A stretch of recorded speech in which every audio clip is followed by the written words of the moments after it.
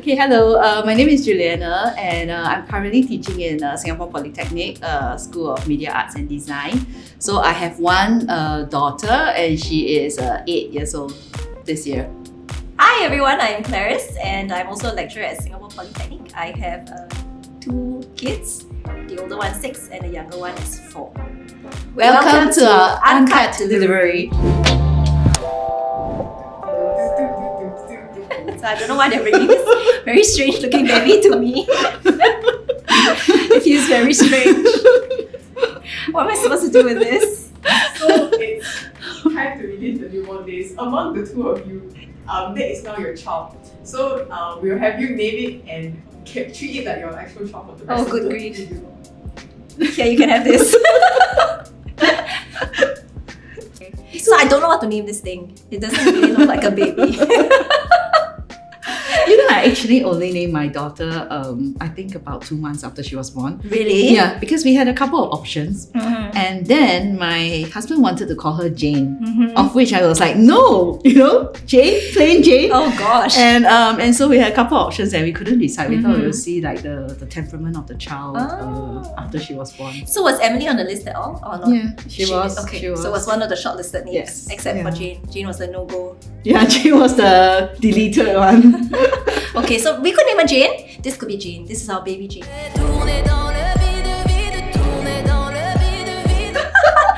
Okay, correct way of carrying the baby, you must support the neck, right? Yeah. And then you must these arms are a bit floppy. Let's hope your real baby does not have floppy arms like that. And then you can just kind of like grab it this way, I guess, hold the butt and hold the neck. And kind of like move it close to you, and you could put this under your elbow as well, like as a floppy arm, and just clip it like that. And then with this, right, you could do a lot of things. You could even like have a glass of whiskey in the other hand and walk around with the baby like this. I kind of I don't remember think this. I drank whiskey for the first Oh, surely I didn't Yeah. like that. Can you hold it? How would you hold it? That was my favorite pose. What about yours? Oh, okay. So when you rub a baby, you have to kind of like, if I remember correctly, you kind of support the neck as well. And then sometimes they're quite small, so you can anchor the butt on your elbow. And then you just like go tap upwards. Yes. And you gotta hear like, Sometimes you have to do it for quite a while, Very right? long, Like 20 minutes. And I remember like, I might be falling asleep doing that. Yes, I remember those days. I remember like I was like messy hair, eye bags. Yeah. I hope. Oh gosh, another baby. Yes, it is, but it's somewhat worse. I see a head, but I don't know what's behind that.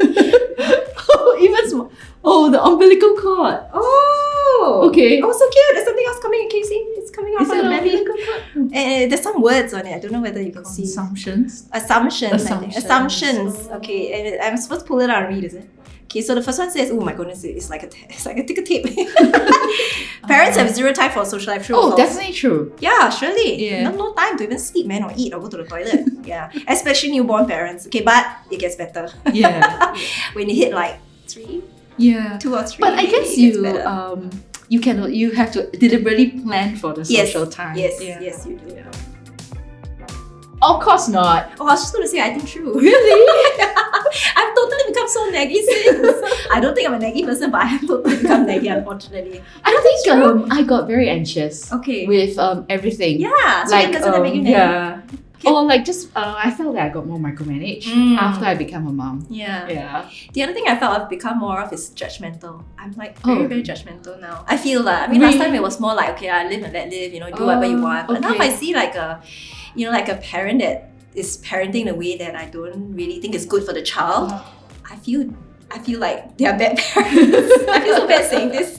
But because it's not just live and let live, you're like affecting somebody else's life. So it's not just like, okay, do whatever you want. But this actually affects a child. So I feel like, I have stronger emotions. A shift that I saw in myself was how I interacted with my students. So I used to be more like a friend style, friend zone type of teacher. But after I became a mom, I felt like I have this authority to speak as a mother figure, and the students picked that up because like 1 to 2 years later they said, Miss Chin, you're really like a mom now. Yeah. I don't know to feel offended or what, but I felt that aspect came up Yes. in my work. Yes, no, I totally agree with you. For me, I wasn't sure whether it was me behaving differently or like the students just perceiving me differently, because I definitely got the, oh, Miss Clarice is so nice and friendly. Then suddenly when I became a mother, it was like, Miss Clarice is so motherly. I'm like, oh my gosh! I don't want to be known as motherly, but okay. Okay, let's do the third one. For me, it's no. I think No. my husband makes better jokes than I. He's more lighthearted, whereas I became like the naggy, the micromanaged, anxious one. And so I think to balance it out, he actually became a bit more goofy. That's quite cute. So he did have a dad joke, just that he has good dad jokes. Yeah, my daughter finds him funny, but she finds me very quite fierce. cute. Okay, yeah, that's quite nice. No, my husband doesn't have dad jokes either. It's not true. We always joke that he's a bit like a robot. Doesn't have much emotion, so it's still like that even as a dad. Generally, I would say Yeah, yes. yeah, Unless if to indulge them, then no. Of course not. Yeah. Or to discipline them, then no. But if you're talking about like give up everything, Yeah. I would. Yeah, I would. think so. Yeah. I think so. Yeah. So if your husband and your child drops into the ocean, who do you see? Of course, the child. Right? Because he can swim. So yes, unfortunately, facts of life.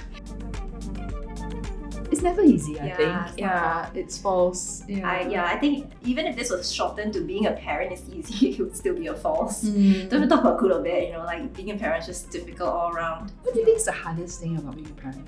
I think the moment I became a parent, there felt like there was opportunity cost in every decision that I made. And Totally agree. yeah, Yes. so it's like whatever decision I make, there's Yes. opportunity cost. I choose to stay at home, there's an opportunity cost at work. I choose to work harder, there's an opportunity cost at home. So suddenly my time was always divided, and I always felt that need to find a way to cater to everything and failing to do so. I totally resonate with that. I think the things that were important, like money, time, and your own self, it all gets shared. Yes. And actually it gets given away.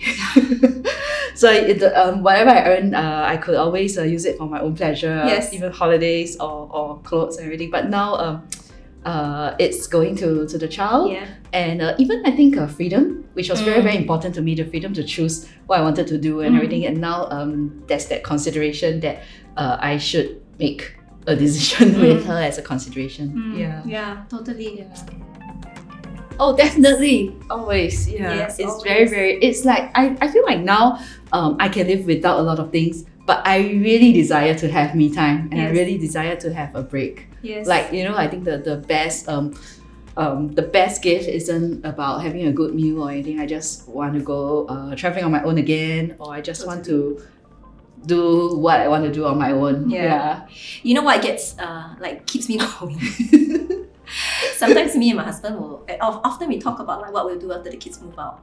That kind of keeps us going. Oh, okay. So recently, forward thinking.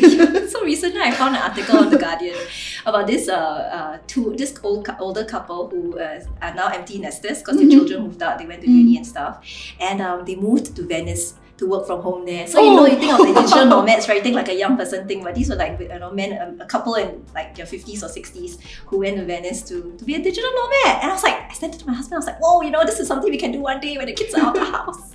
That's true. Yeah. I know ladies, right, who build their life and they're so devoted to their kids that when the kids move out, they might struggle a bit. That's true. Yeah, they might feel like, oh, what do I do now? Yeah. I wonder if I would feel that because I have very close to Emily and I only have one daughter, right? And we kind of like, I can feel the relationship changing. Like previously I was her mom, but it's shifting towards a bit more like she treats me like sometimes she makes fun of me, and also it's a bit moving towards like a pre-teen kind of zone where she's taking me as a friend and a companionship. So I really wonder sometimes also when she goes out and she leaves the nest, how I would feel. Yeah. But I think overall, I still would appreciate a break. Yeah, except that maybe after like 6 months, you'll be like, oh, please bring them back. But yeah.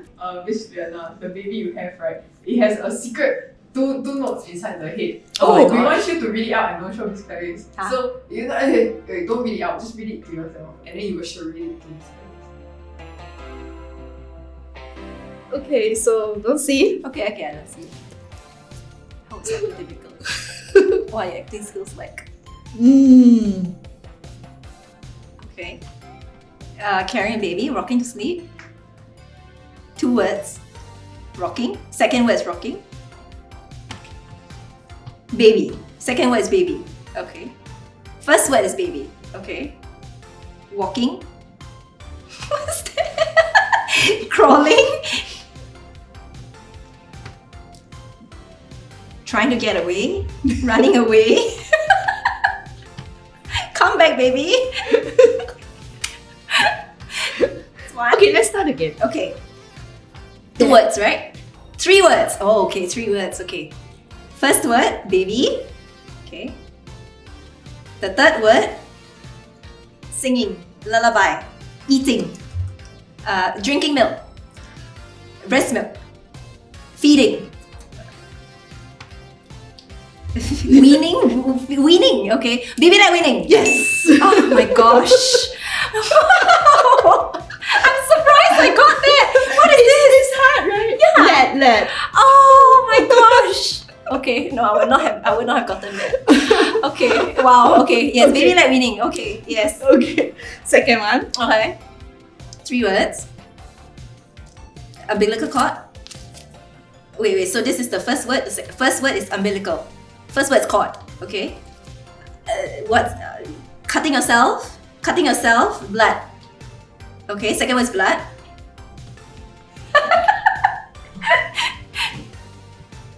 Okay, she's showing me an app.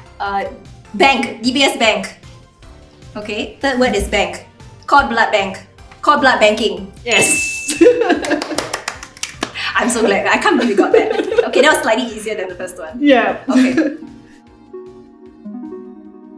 I didn't do it. It's just, or maybe I'm a control freak. So the idea that I would just like let my child decide what they want to eat and how much was just a bit frightening for me. Also because Kyra was so small, so to let go of that, to just say like you don't eat anything at all, just eat like half a mouth of carrot, just something I couldn't do. So no, I really wanted to, but just couldn't do it. You? I didn't do it either. But I did let her decide how much milk she was taking. So I think every day I just produced as much as she needed. Yeah, I didn't have extra, so I couldn't store like the milk or anything. So she would just do a direct latch. Okay, so direct latch, you didn't express and I didn't. Okay. Yeah.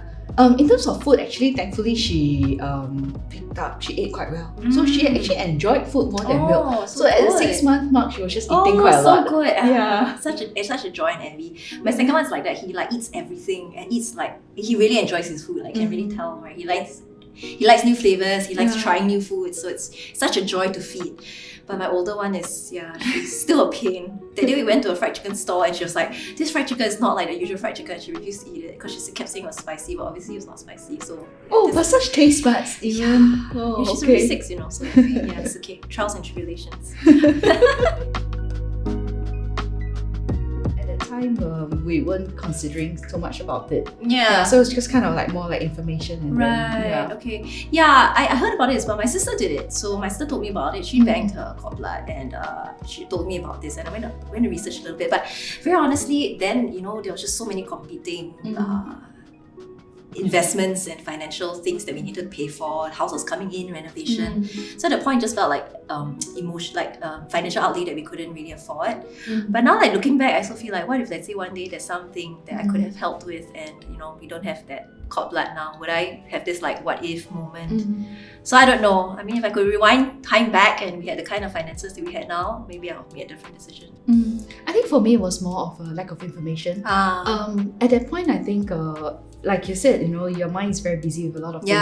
And I had a lot of things on my mind because I was on bed rest. Right. And I was constantly worried actually more about her survival and whether she would be born normal. But later on I realized that you can actually donate it. I wouldn't have minded that, but I didn't opt for that option. I think I just wasn't informed enough to know that donation was an option. Another thing that struck me recently is finding out that actually it could be a cure or possible cure for autism. I mean, personally, I have a lot of people around me with children with special needs. So this is also a cause that I'm very personally it's something I'm passionate about. So to know that it could be possible, I think I would have paid for it. I think so, right? I mean, I know it can't cure it, but at least kind of alleviate some of the symptoms. I can imagine it would be a big big thing for many parents. Yeah, so I often wonder about that, like whether it's going to be a kind of like a what if thing, like this happened, and what if I had done this and then I didn't do it. So add on with the opportunity cost, there's also a lot of mom guilt. Everything that we do, sadly. I wish actually maybe the pricing, are there options like installments or because the upfront cost did seem quite scary at first. Yeah, it really did, especially with all the other financial outlays that we had at that point. Yeah. Although it's very difficult, to try not to worry so much. Don't worry so much if you're unable to be completely present, completely loving, completely, feeling like this love and adoration for your child, because that doesn't happen. There'll be times that you'll be very, very irritated with them, and times that you really just want to run away, and that's all okay, because that's all part of being a mom and a good mom too. You? Yeah, I think I remember myself as a first-time mom, and I wanted to get everything perfect. I wanted to do everything very well, so I was watching the schedules and I was monitoring every single thing, like milk intake, and I was feeling a lot of mom guilt at work. I think eventually I share your sentiment that everything is okay and there is no need to be perfect because it's a journey, and allow yourself to also the space to make mistakes, allow yourself to also get it wrong sometimes. So I guess it's okay to not be perfect. That would be it. Yeah. Okay.